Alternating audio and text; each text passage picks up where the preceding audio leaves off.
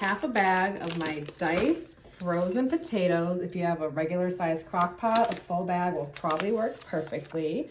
And then a real bacon bits packaging here, and I'm going to empty about half of that right on top of my potatoes for this really easy crock pot idea.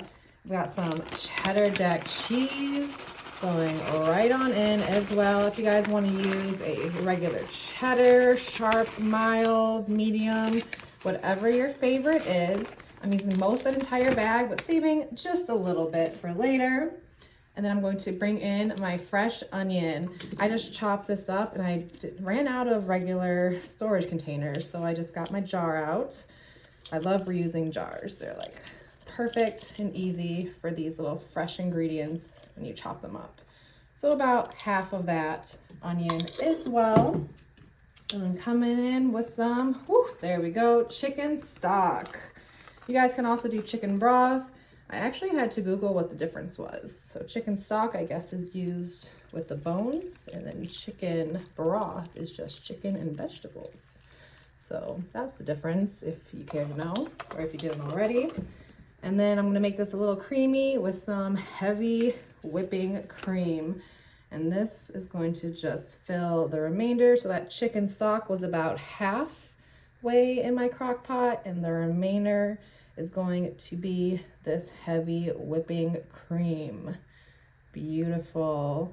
And that is pretty much this entire container. And again, if you have a big crock pot, you might need to use the whole container of both.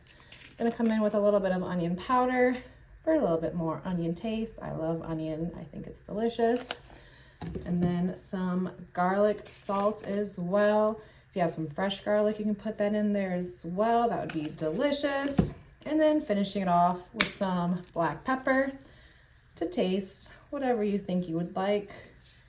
And then just a touch more salt. We did have that garlic salt, but I think we need to add a bit more because those potatoes are gonna soak that right on up.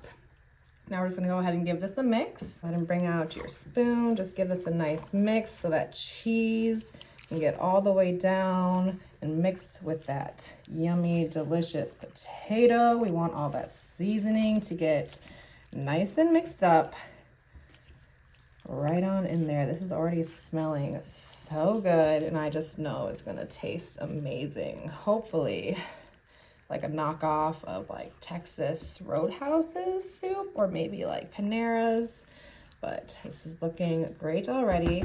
That's mixed enough for my liking. Let's go ahead, pop our lid on, and we are gonna turn this on to high for about an hour, maybe 2, and then we'll check back.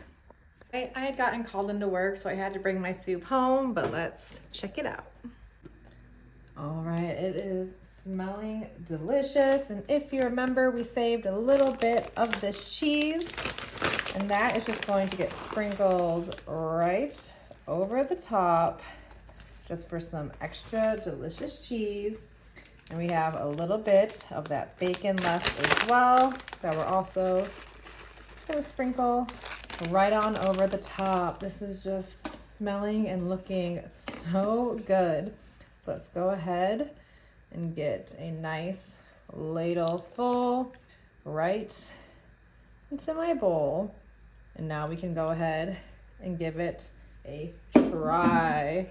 Ooh, you could even add some sour cream in here. If you wanted to serve this with like some fresh toasted bread, would be delicious. Let's go ahead and give it a try.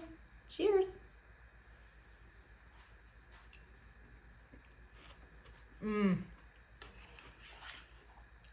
Oh yeah, this is so good. You definitely need to give it a try.